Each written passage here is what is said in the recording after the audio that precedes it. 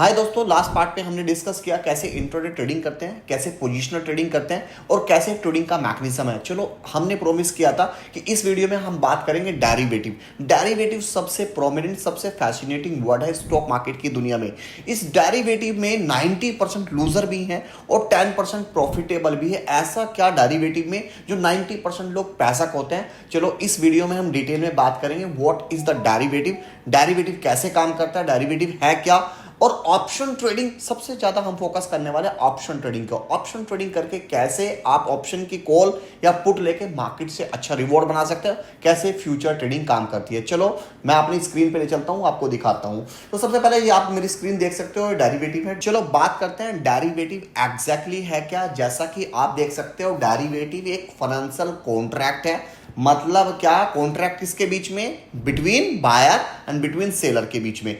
Buyer और seller दोनों bat लगाते हैं। मतलब क्या बैट लगाते हैं कि इसका प्राइस बायर बोलता है ऊपर जाएगा, सेलर बोलता है इसका प्राइस नीचे आएगा, तो दोनों करके बैट लगा देते हैं। बट ये फाइनेंशियल कॉन्ट्रैक्ट है and it is regulated by the exchange. तो एक्सचेंज देता है, तो जैसे समथिंग लेके आप इसमें देख सकते हो, स्टॉक में भी आप बैट लगा सकते हो, इंडेक्स में भी आप बैट लगा सकते हो, आप कमोडिटी में भी कर सकते हो, करेंसी में भी। इन सिंपल वर्ड जैसे मैंने डाल सकता है, अगर आप शुगर बाय करते हो तो शुगर का प्राइस किससे ड्राइव हो रहा है? ऑफ कोर्स गन्ने से हो रहा है। तो गन्ना ही मेन इसका अंडरलाइंग एसेट्स होता है। मतलब अगर आपको निफ्टी का फ्यूचर बाय करना है तो निफ्टी का फ्यूचर किससे ड्राइव हो रहा है? निफ्टी के स्पॉट प्राइस से। तो Nifty spot price will be the underlying price, मतलब वही मेन प्राइस होने वाला है।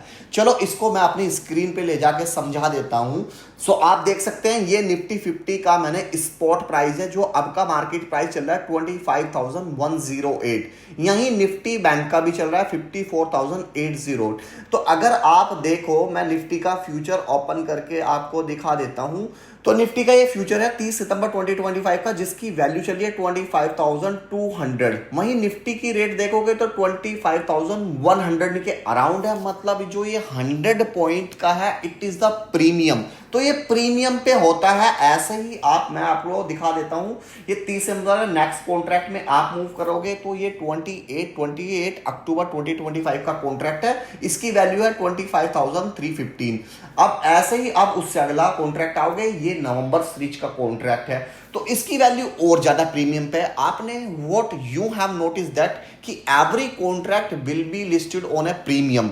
मतलब 100 पॉइंट के प्रीमियम पे है। अगर यही प्रीमियम पे, अगर ये निफ्टी का जो स्पॉट प्राइस से फ्यूचर होता है तो उसको बोलते हैं डिस्काउंटेड फ्यूचर।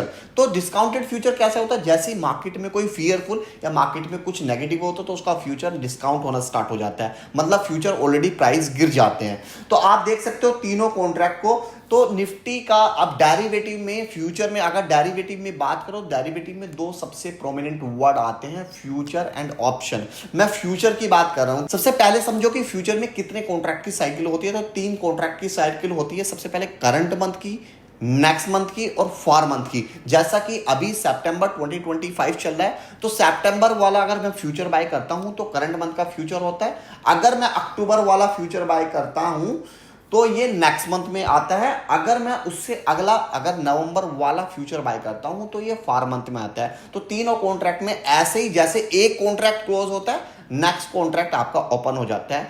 तो ये मैंने बताया कि आप, ये है इंडेक्स का फ्यूचर। आप इंडेक्स के फ्यूचर भी बैट लगा सकते हो। मतलब इंडेक्स का निफ्टी 50 का जो एवरेज है ना, अब वो ग्रेजुअली एकदम इतना गिरता नहीं है निफ्टी 50, ना ग्रेजुअली इतना ऊपर जाता है। तो ये कहीं ना कहीं रिस्क रिवॉर्ड को आपको सूटेबल भी करेगा। अब बात करते हैं इसके कॉन्ट्रैक्ट की वैल्यू कितनी होगी। जैसा कि मैंने बताया, निफ्टी 50 का अगर मैं इंडेक्स फ्यूचर बाय करने जाता हूं तो 75 का एक लॉट होता है, जिसमें वैल्यू चल रही है 25,200। अब 25,200 से 75 को कैलकुलेट करूंगा, करीब 18,90,000, कहीं मोटा मोटा 19 लाख रुपए की वैल्यू बैठती है। क्या आपको ये 19 लाख रुपए वन टाइम या आपके अकाउंट में होने चाहिए? नहीं, क्योंकि फ्यूचर में क्या होता है, फ्यूचर में एक सर्टेन टोकन अमाउंट देके आप उसका प्राइस को लॉक कर देते। जैसे मैंने प्रॉपर्टी के एग्जांपल में बताया, आपको कोई प्रॉपर्टी लेनी है तो आपको 3 महीने या 6 महीने का एग्रीमेंट करते हो, तो 6 महीने बाद वो प्राइस आज आप एक टोकन अमाउंट देके उसको लॉक कर देते हो। ऐसा ही फ्यूचर में मैं लॉक कर दिया। तो मैंने लॉक कर दिया, तो इसमें मान के चलो कि as per the SEBI regulation 20% मैं कैलकुलेट कर लेता हूँ, 20% एक मार्जिन लगता है जो कि आपके अकाउंट में होना चाहिए। अब 20% जो मार्जिन होता है, ये मार्जिन एक्सीड भी हो सकता है, मार्जिन नेगेटिव कम भी हो सकता है। तो चलो 25% से भी अगर मैं कैलकुलेट करता हूँ, मैं इसको 20% से कैलकुलेट कर लेता हूँ, तो करीब करीब मेरा 3,78,000 करीब इतना फंड मेरे पास अवेलेबिलिटी होना चाहिए फॉर इंडेक्स फ्यूचर ट्रेडिंग के लिए। तो इतना समझ लिया। वहीं अगर मैं आपको, अब देखो आप नोटिस करना कि यही कॉन्ट्रैक्ट है, वहीं मैं अगर ऑप्शन की बात करूं तो ऑप्शन भी है। अभी अभी प्रॉपर्टी के एग्जांपल से आपने फ्यूचर तो समझा, अब फ्यूचर में समझा कि मेरा 25% एग्रीमेंट देके, 25% पेमेंट देके मैंने ये एग्रीमेंट को लॉक किया, मतलब ये 50 लाख का जो प्रॉपर्टी थी मैंने ये लॉक कर दिया। वहीं ऑप्शन क्या है, ऑप्शन एक टोकन अमाउंट है, मतलब आपने ये प्रॉपर्टी को कोई जस्ट लाइक साई बयाना दे दिया, वो देने के बाद आपने 1 लाख रुपए या 10-20-50 हज़ार रुपए देके ये 50 लाख की प्रॉपर्टी ले ली। अब 50 लाख से अबव आपका जाता है तो आपको प्रॉफिट, 50 लाख से नीचे आता है आपका लॉस, इन सिंपल वर्ड में। वहीं मैं इसको समझाने के लिए मैंने ये ले लिया, निफ्टी की सीई कॉल ले ली 25,100 की। तो मैं 25,000 यहां निफ्टी देख सकते हो, 25,100 मतलब जो निफ्टी की वैल्यू है वही ले ली। अगर निफ्टी की वैल्यू इससे ऊपर जाती है तो प्रॉफिट आना स्टार्ट हो जाएगा, निफ्टी की वैल्यू 25,000 से नीचे आती है तो मेरा लॉस स्टार्ट हो जाएगा। तो अगर मैं इसको बाय करता हूं तो 75 का लोट, अगेन है मैं अभी आपको बताया 75 का लोट है, तो 75 का लोट है, प्राइस आ गया 250। तो आप देख सकते हैं वही चीज बाय करने के लिए करीब 18,750, 18,500 रुपए चाहिए, लेकिन वही कॉन्ट्रैक्ट अगर फ्यूचर में बाय करना है तो मुझे 18 से 19 लाख रुपए चाहिए।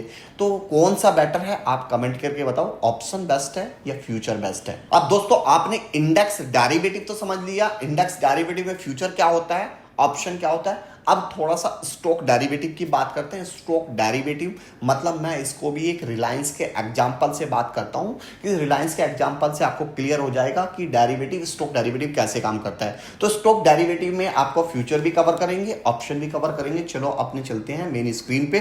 तो आप देख सकते हो मैं इसको रिलायंस के एग्जाम्पल से समझाता हूं। ये रिलायंस का रेट है, आप रिलायंस का स्पॉट प्राइस का भी रेट दिखा देता हूं मैं, यहाँ रिलायंस का स्पॉट प्राइस का भी रेट ऐड कर देता हूं। इसमें मैंने एनएससी से क्लिक किया और यहां टाइप कर दिया रिलायंस।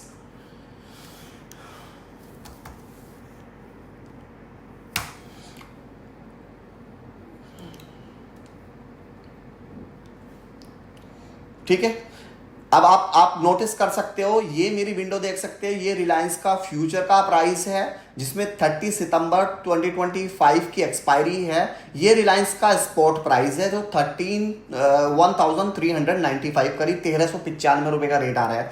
अगर मैं रिलायंस है, आप देख सकते हो रिलायंस का अगर मैं फ्यूचर बाय करने जाता हूं तो 500 क्वांटिटी का एक फ्यूचर होता है। इसको भी मैं एक बार सिंपल कैलकुलेशन से समझ लेता हूं।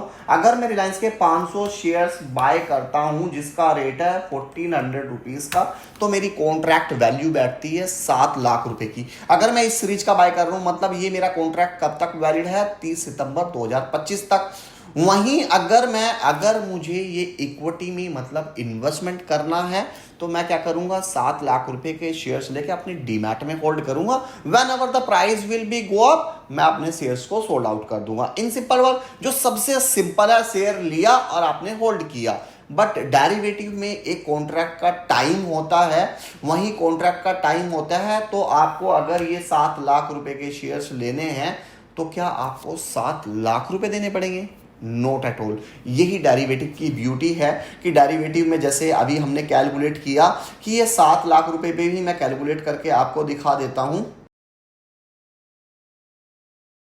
अब ये मैंने 7 लाख की, अब ये 7 लाख रुपए, जैसा कि 500 क्वांटिटी का शेयर का प्राइस, 500 क्वांटिटी का लॉट साइज है और 1,400 रुपीज का रेट है, मल्टीप्लाई आप नोट सकते हो 7 लाख का। मैं इसको भी 20% मार्जिन से कैलकुलेट कर देता हूं।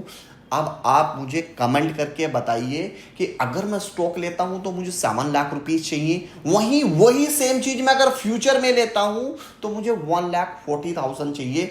और अगर मैं वही चीज ऑप्शन में लेता हूं, ये रिलायंस का ऑप्शन है, ऑप्शन को भी आप कैलकुलेट कर सकते हो। इसको भी मैं विंडो में सेपरेट दिखा देता हूं, ऑप्शन को भी देख सकते हो। यही सेम चीज रिलायंस की 18.75 मल्टीप्लाई 500, आप देख सकते हो ओनली 9,000 में, मतलब आपको वन टाइम इन्वेस्टमेंट करना है तो 7 लाख चाहिए।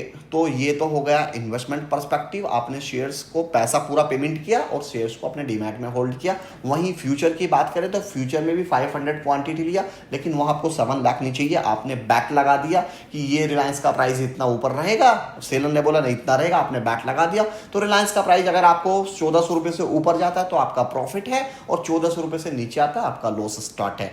सेम है, बट यहां आपको 7 लाख रुपीस नहीं चाहिए, यहां चाहिए आपको 1.4 लाख रुपीस। वहीं अगर मैं ऑप्शन की बात करूं, रिलायंस का ऑप्शन है, ये ऑप्शन की बात करूं तो ओनली 9,300 रुपीज में सेम कॉन्ट्रैक्ट आ रहा है।